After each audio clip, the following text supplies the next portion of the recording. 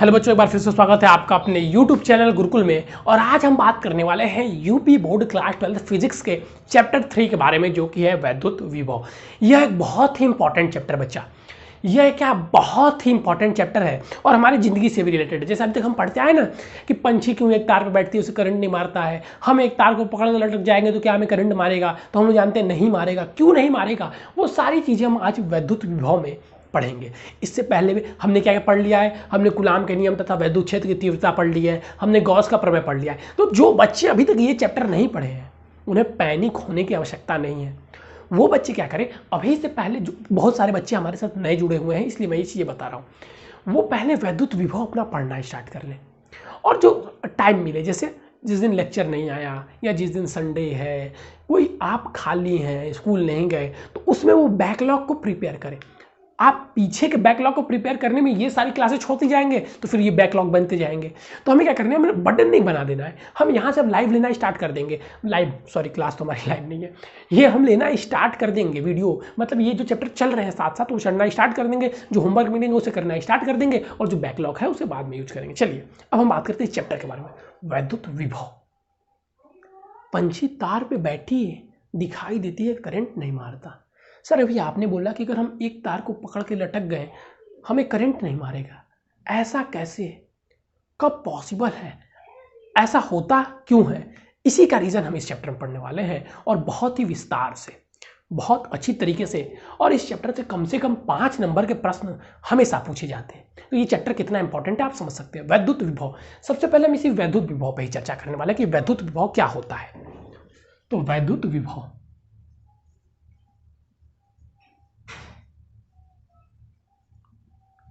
कि आखिरकार ये वैद्युत विभव होता क्या है।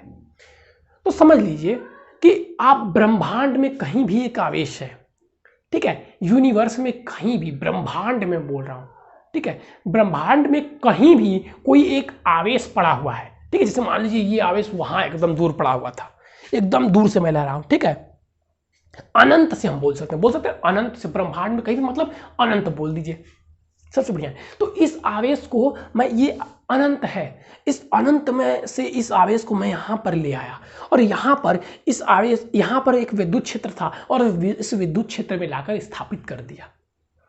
क्या बोला मैंने? हमने इस आवेश को अनंत से लेकर आया और किसी वैद्युत क्षेत्र में स्थापित कर दिया, ठीक है। तो इसी को वैद्युत बोलते हैं। क्या परिभाषा होगी इसकी?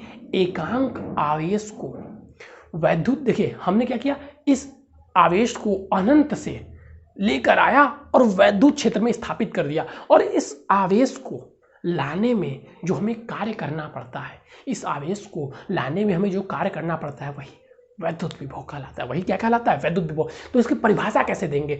एकांक धन परीक्षण आवेश को, एकांक आवेश को अनंत से वैद्युत क्षेत्र के भीतर किसी बिंदु तक लाने में किया गया कार्य ही क्या कहलाता है? वैद्युत विभव। क्या कहलाता है? वैद्युत विभव। एकांक धन परीक्षण आवेश को, एकांक धन परीक्षण आवेश को अनंत से वैद्युत क्षेत्र के भीतर किसी बिंदु तक लाने में किया गया कार्य वैद्युत विभव कहलाता है। फिगर देख लीजिएगा, ये अनंत है। भाई रटना सही नहीं है, रट लेंगे तो कोई फायदा नहीं होने, मैं हाथ जोड़ के बता दे रहा हूँ। समझेंगे तभी चीजें याद रहेंगी, तो लास्ट तक जाते जाते आप चीजें भूल जाएंगे, इसलिए मैं फिगर बना के भी समझा रहा हूँ। ये अनंत है और ये आपका कोई एक आवेश है। ये क्या है? एकांक आवेश है। आप जैसे मान लीजिए, आप देखे होंगे कि ट्रैक्टर, आपके घर बन रहा है, तो ट्रैक्टर पर से जो काम करने वाले होते हैं वो ईंटा उठाकर नीचे रखते हैं, तो उसमें वो काम करते हैं ना, मेहनत करते हैं ना, बिल्कुल वही मेहनत आप भी तो यहाँ पे कार्य कर रहे हैं, तो उसी कार्य को वैद्युत भी बोलते हैं। तो ये एकांक आवेश हो गया और यहाँ पे कोई विद्युत क्षेत्र है और ये आवेश कहाँ पे है? ये आवेश अनंत पे है। अब हम बोले, हम बहुत पहलवान आदमी हैं, हम गए, हम बोले हम इस आवेश को लाएंगे और इस वैद्युत क्षेत्र में स्थापित करेंगे और इसमें हमें W अगर कार्य करना पड़ता है तो इसी W को आवेश एकांक करना चाहिए, तभी ये परिभाषा बोल सकते हैं। इसी W को हम लोग क्या बोलते हैं? इसी W को हम लोग वैद्युत विभव बोलते हैं, ठीक है, वैद्युत विभव बोलते हैं। अब वैद्युत विभव की डिफिनेशन वो क्या होता है? यहाँ पे एकांक क्यों बोला जा रहा है? क्योंकि अगर फॉर्मूले की हम बात करें तो डेल्टा V इक्वल टू होता है W by V equal to W by Q. किए गए कार्य और आवेश के अनुपात को वैद्युत विभव बोलते हैं। लेकिन अगर हम लोग आवेश एकांक कर दे तो बस किए गए कार्य को ही वैद्युत विभव बोलेंगे। एकांक आवेश को अगर कोई पूछे कि वैद्युत विभव होता क्या है, तो सर जी एकांक आवेश को अगर हम लोग Q इक्वल टू 1 कर दें, एकांक आवेश इसी बोला है तो बस ये W बचेगा। Q इक्वल टू 1 कर दे W बचेगा। लेकिन एक बोलेगा ये वाला परिभाषा मत बोलो, एकांक आवेश मत बोलो, तब क्या बोलेंगे कि अनंत से किसी आवेश को वैद्युत क्षेत्र के भीतर लाने में किए गए कार्य तथा आवेश के अनुपात को वैद्युत विभव बोलेंगे, वैद्युत विभव बोलेंगे। लेकिन ये परिभाषा हम एग्जाम में नहीं लिखते हैं, परिभाषा जो पहले मैंने बताया वही लिखते हैं। ये अगर मान लीजिए बाय द वे आपसे कोई एग्जामिनर टेढ़ा प्रश्न पूछ लेता है तो आप बस कार्य ही न रटे हो। वास्तव में वैद्युत विभव कैसे कहते हैं? एकांक आवेश को वैद्युत क्षेत्र में लाने में किए गए कार्य और उस आवेश के अनुपात को वैद्युत विभव बोलते हैं। जब हम आवेश को एक कर देते हैं तो बस उस कार्य को ही वैद्युत विभव बोलते हैं। तो चलिए पहले हम इसकी परिभाषा को नोट डाउन करेंगे। फिगर समझ में आ गया तो परिभाषा को नोट डाउन करेंगे। और साथ देखिए ये प्रश्न प्रत्येक वर्ष 2 बार पूछा गया, 2 बार करें, प्रत्येक वर्ष 2 नंबर में पूछा जाता है। परिभाषा इसका लिखिएगा, अभी देखिए थोड़ा सा कंफ्यूज होंगे क्योंकि अभी बात करने वाले हम वैद्युत विभवांतर के बारे में। परिभाषा क्या हो जाएगा कि एकांक आवेश को, भाई नोट्स बनाते रहिए इसलिए मैं लिखता हूं, एकांक आवेश को कहां से लाना है? एकांक आवेश को अनंत से लेकर आना है। तो एकांक आवेश को अनंत से वैद्युत क्षेत्र के भीतर, अनंत से वैद्युत क्षेत्र के भीतर किसी बिंदु पर, किसी भी बिंदु पर लाइए, बस वैद्युत क्षेत्र में लाना है। वैद्युत क्षेत्र के भीतर किसी बिंदु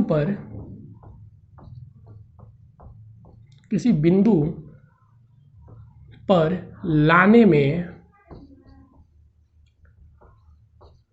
किया गया कार्य वैद्युत विभव कहलाता है।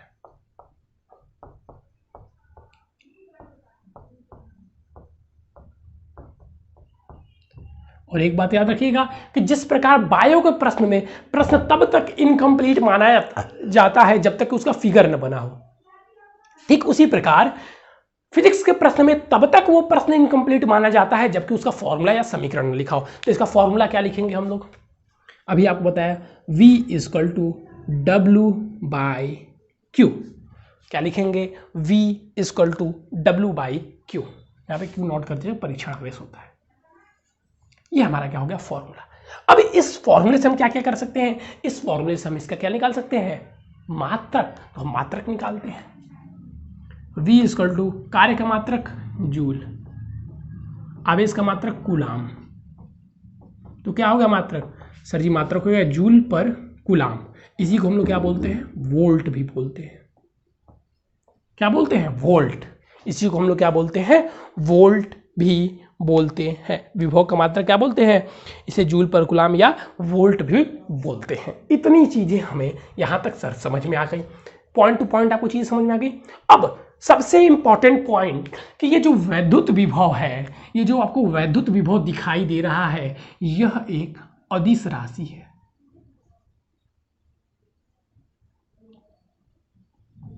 ध्यान रखिएगा क्या है? ये एक अदिश राशि है। अभी तक हमने जो भी पढ़ा, वैद्युत क्षेत्र पढ़ा, सदिश राशि थी। बल पढ़ा, कूलाम का नियम जो बल पढ़ा था, वैद्युत बल, वो कौन सी राशि थी? सदिश राशि थी। हमने वैद्युत द्विध्रुव पढ़ा, वो कौन सी राशि थी? वैद्युत द्विध्रुव घूर्ण पढ़ा, वो कौन सी राशि थी? सदिश राशि थी। लेकिन वैद्युत विभव एक अदिश राशि है। ये चीजें आपको समझ रखनी है। वैद्युत विभव एक अदिश राशि है। वैद्युत विभव कैसी राशि है? एक अदिश राशि है। इतनी बार मैं इसलिए बोलता हूं ना, जिस प्रश्न पर मैं जोड़ देता हूं आपको, छोटे छोटे प्रश्न लगते होंगे लेकिन वो प्रश्न बहुत बार पूछे जाते हैं और बच्चे गलत कर देते हैं, वहां पे कंफ्यूज हो जाते हैं। 1 नंबर फ्री में यहां से मिल जा रहा है कि वैद्युत विभव कौन सी राशि? अदिश राशि है। और 1 नंबर में से 1 नंबर कट भी नहीं सकता, आधा नंबर, क्योंकि बस टिक करना है। तो वहां पे क्या लिखेंगे? वैद्युत विभव कौन सी राशि है? अदिश राशि है।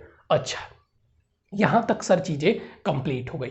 अब समझिए कि वैद्युत विभव का महत्व क्या है। अब हम लोग पढ़ेंगे थोड़ा सा वैद्युत विभव का महत्व। इसको आपको लिखना होगा, वैद्युत विभव का महत्व, तो अपने शब्दों में लिख लीजिएगा। ये पूछा नहीं जाता है, लेकिन कॉन्सेप्ट में आपके घुसा होना चाहिए, तभी आप चीजें आगे हल कर पाएंगे। क्या? वैद्युत विभव का महत्व।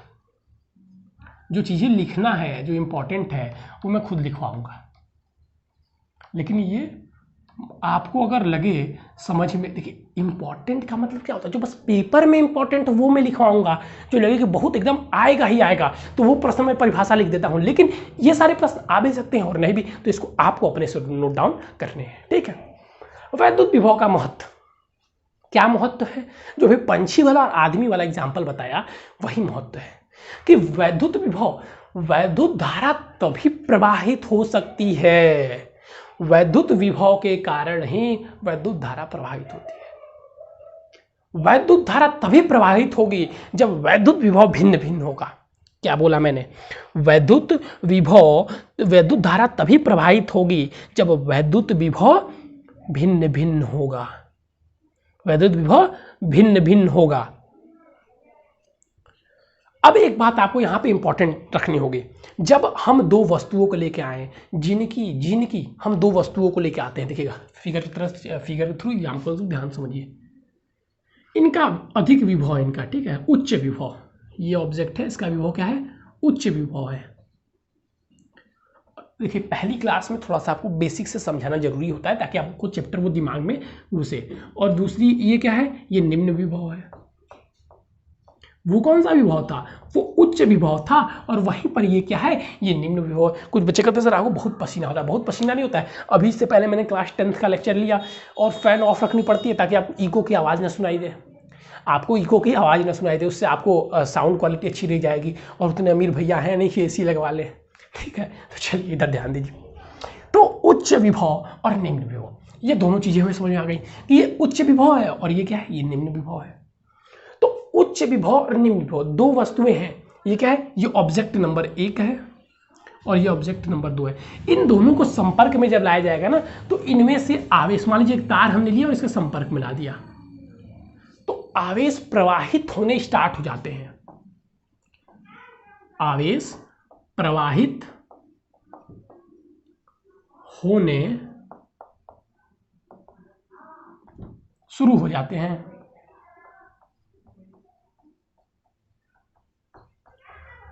जबकि अगर हम ऐसा करें कि ये हमने एक ऑब्जेक्ट लिया जो जिसका विभव क्या था 5 वोल्ट, और हमने दूसरा ऑब्जेक्ट लिया जिसका विभव क्या था 5 वोल्ट, और एक तार से जोड़ दिया, इसमें आवेश प्रवाहित ही नहीं होते। और आवेश को ही प्रवाह को क्या कहते हैं, वैद्युत धारा। आवेश प्रवाहित नहीं होते, आवेश प्रवाहित इसमें होते ही नहीं है, यानी कि इसमें वैद्युत धारा प्रवाहित ही नहीं होती है, और इसमें आवेश प्रवाहित होते हैं, आवेश प्रवाहित होते हैं। अब दो प्रश्न आते हैं, ये पूछा जाता है, यहाँ पे ध्यान रखिएगा, यहाँ पे जो मैं बताने वाला हूँ पूछा जाता है। अब दो प्रश्न आते हैं कि ये उच्च विभव है और ये निम्न विभव है। तो आवेश तो सर ये आपने बता दिया प्रवाहित होते हैं, और जब विभव समान है तो आवेश प्रवाहित नहीं होते, यानी कि जब विभव डिफर होंगे तो आवेश प्रवाहित होंगे। लेकिन आवेश किधर से किधर प्रवाहित होंगे, इधर से इधर, नीचे से ऊंचे पे, कि ऊंचे से नीचे पे। बहुत अच्छा प्रश्न था भाई जिसने ये पूछा, मैंने बोला बहुत अच्छी बात है, हम सब ने बोला अच्छी बात है, मैंने बोला अच्छी बात है। तो अब कैसे प्रवाहित होते हैं इसको तो जानना जरूरी है, कहाँ से कौन सा आवेश आएगा, तो इसको समझिएगा। इसको इंपॉर्टेंट पॉइंट बनाकर, नोट बनाकर लिख लीजिएगा कि उच्च आवेश, सॉरी धन आवेश, उच्च आवेश क्या होते हैं, धन आवेश सदैव, धन आवेश क्या होते हैं, धन आवेश सदैव निम्न, उच्च विभव से निम्न विभव की ओर, उच्च विभव से निम्न विभव की ओर। और जो ऋण आवेश होते हैं वो किधर जाएंगे, तो ऋण आवेश निम्न से उच्च विभव की ओर। एक याद करेंगे तो दूसरा उसका विपरीत है, ठीक है, उच्च विभव की ओर। तो ये हमें पता चलेगा कि धारा इसमें कैसे, किस आवेश किस प्रकार प्रभावित होते हैं, किसकी उस दिशा कैसे होती है। मतलब धन आवेश इधर से इधर जाएगा और निम्न आवेश कैसा आएगा, इधर से, ऋण आवेश इधर से इधर आएगा। ठीक है, इतनी बातें समझ में आ गई, यस सर समझ में आ गई। इधर आइए, अब जो पंछी को करंट नहीं मार रहा था, आप एक तार पकड़ के लटक जा रहे थे, आपको करंट नहीं मार रहा था, उसका रीजन भी यही था क्योंकि जो एक तार थी उसका विभव समान था। उसका विभव समान था, इसलिए करंट आपको नहीं लग रही थी। अब कुछ बच्चे कहेंगे सर एक तार पकड़ के धरती पे सटे रहते तो कोई करंट मारती है। अरे धरती आपकी क्या है, धरती का तो अपना विभव है, तो वो विभव चेंज हो जाता है ना, वो विभव फिर डिफरेंस हो गया, विभव उच्च विभव नीचे विभव, तो करंट बहेगा ही, आपको करंट लगेगी ही। तो ये चीज़ें आपको समझ में आनी चाहिए। इसीलिए पंछी बैठती है तार पे तो उसे करंट नहीं मारता, हम एक तार को पकड़ के लटक जाते हैं तो हमें करंट नहीं मारता। अब हमने पढ़ा यहाँ पे कुछ विभव के अंतर की बात की जा रही है कि एक उच्च विभव का एक नीचे विभव का, तो इसी से रिलेटेड टॉपिक आता है जो कि है विभवांतर, जो कि क्या है विभवांतर। और विभव और विभवांतर में बच्चे थोड़े से कंफ्यूज आते हैं, आपको नहीं कंफ्यूज होना है। विभव और विभवांतर में आपको, अच्छा पृथ्वी के बारे में एक चीज जान लीजिएगा, अगर आप उच्च विभव के हैं तो पृथ्वी निम्न विभव की तरह कार्य, मतलब अगर आपके पास धन आवेश है तो वो ऋण आवेश देगी, उसके पास ऋण आवेश है तो आपको धन आवेश देगी, जो आप लेके जाएंगे उसका जस्ट उल्टा देगी। आप धन आवेश के हैं तो आपको ऋण आवेश दे देगी। जैसे कोई ऑब्जेक्ट है जिसके पास धन आवेश है, उसको आप छुए टच किए, किस तार में धन आवेश भरा है, आप उसको टच किए तो आपको ऋण आवेश दे देगा, जिससे आपको करंट लग जाएगा, आप मर जाएंगे। अगर आप ऋण आवेश भी पकड़ते हैं तो आपको धन आवेश दे देगा, मतलब उसके पास सारी चीज़ का भंडार है, असीमित है, प्लस माइनस दोनों असीमित है, तो आप कोई भी टच करके बचने वाले हैं नहीं। चलिए अब इन्हीं से इनके बीच अंतर आ गया, किस चीज़ का अंतर आ गया सर, अंतर आ गया विभव का। तो इनके बीच के जो अंतर आया विभव का, इसी से एक नया शब्द बना विभवांतर। इसी से कौन सा नया शब्द बना, विभवांतर, जिसके बारे में अब हम आगे पढ़ने वाले हैं। अगला हेडिंग हमारा क्या होगा, विभवांतर। विभवांतर। अच्छा एक इंपॉर्टेंट पॉइंट बताना मैं भूल गया, मैंने यहां पे आपको बताया था कि जो ये विभव होता है ना, ठीक है, विभव क्या होता है, अदिश राशि, अदिश राशि होता है, यस अदिश राशि होता है।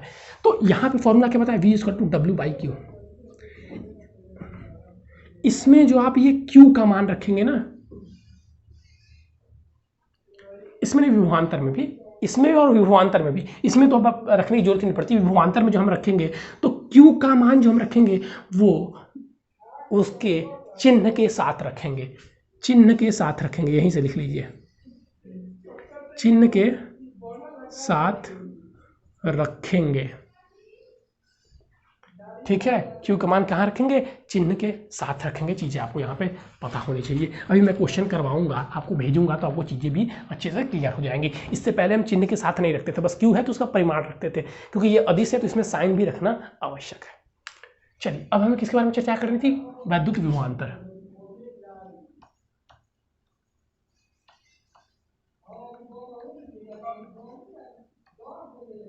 वैद्युत विभवांतर, इसको हम डेल्टा, उसको हम V से रिप्रेजेंट करते थे, इसको हम डेल्टा V से रिप्रेजेंट करेंगे।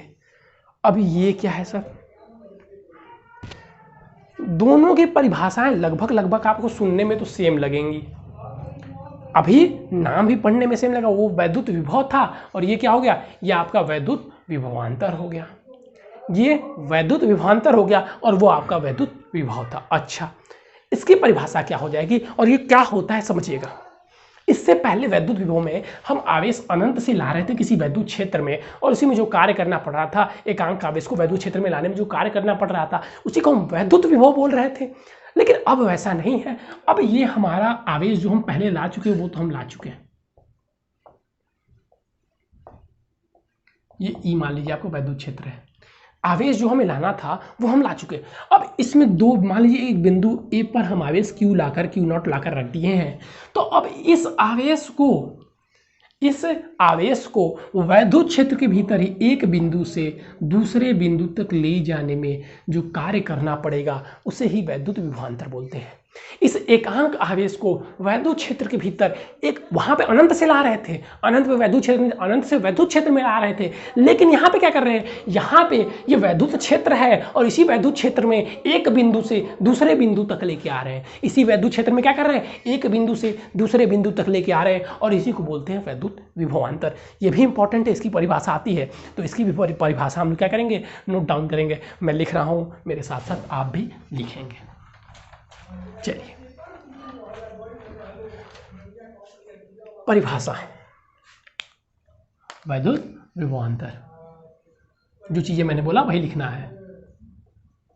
कि एकांक आवेश को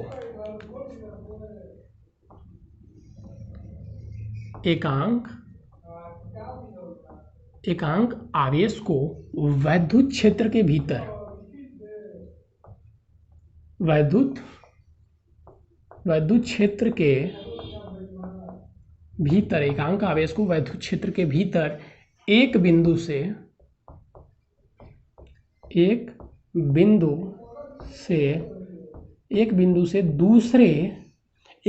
दूसरे बिंदु तक, एक बिंदु से क्या बोला मैंने, एक बिंदु से दूसरे बिंदु तक ले जाने में किया गया कार्य। एक बिंदु से दूसरे बिंदु तक, कहाँ एक बिंदु से दूसरे बिंदु तक, वैद्युत क्षेत्र में ही ले जा रहे हैं। तो एक बिंदु से दूसरे बिंदु तक वैद्युत क्षेत्र, एकांक आवेश को वैद्युत क्षेत्र के भीतर एक बिंदु से दूसरे बिंदु तक ले जाने में किया गया कार्य क्या कहलाएगा? वैद्युत विभवांतर कहलाएगा। वैद्युत विभवांतर कहलाता है।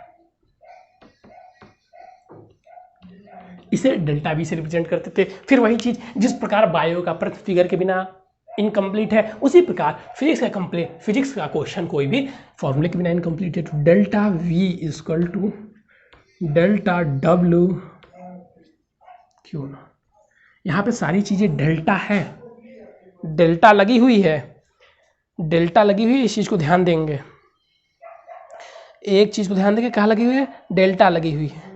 और इसको अगर हम लिखें तो वी ए जो फिगर लिखे थे हम, V A minus V B equal to delta W बराबर क्यू भी लिख सकते हैं। ये लीजिए, और इसका ही मात्रा क्या होगा? वोल्ट ही होगा। विभवांतर की मात्रा क्या होगा? वोल्ट ही होगा, वोल्ट भी होगा मात्रक।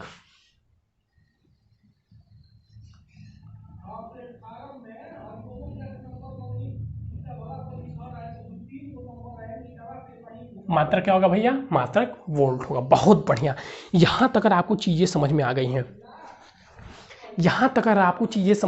हैं, तो आप समझिए अच्छे राह पर चल रहे हैं और चीजें आपको समझ में आ रही हैं। इसी के साथ साथ अब यहाँ पे मान लीजिए अगर आपसे कोई पूछे, अच्छा देखिए एक बात मैंने इसमें भी देखिए, इसमें भी जो आवेश रखेंगे ना, आवेश किसके साथ रखेंगे? आवेश चिन्ह के साथ रखेंगे। क्वेश्चन सॉल्व करते समय लिख देता हूं यहाँ पे, क्वेश्चन सॉल्व करते समय आवेश को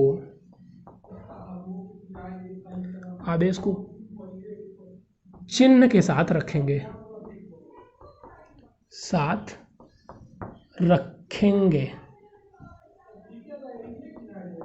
चिन्ह के साथ रखेंगे। आवेश को किसके साथ रखेंगे? चिन्ह के साथ। धनात्मक होगा तो धनात्मक, प्लस क्यू, जैसे दिया हुआ प्लस 5 कूलाम तो प्लस 5 कूलाम रखेंगे, दिया हुआ माइनस 5 कूलाम तो माइनस 5 कूलाम रखेंगे। ये चीज़ आपको समझ में आनी चाहिए। मात्रक क्या है? वोल्ट है। अच्छा, अब वोल्ट को अब पूछ दिया आपसे, मान लीजिए कोई पूछ दिया, अभी हमने इसीलिए पहले बताया था आपको विभव वाले फॉर्मूले में कि वोल्ट जो होता है वो क्या होता है? सर जी जूल, कार्य का मात्रक जूल बटे कूलाम। कैसे बोलेंगे आप इसको? वोल्ट का परिभाषा कोई पूछ दिया, मान लीजिए 1 वोल्ट क्या होता है, तो बनाना सीख लीजिए। पहले ही मैंने बताया, बनाना सीख लीजिए।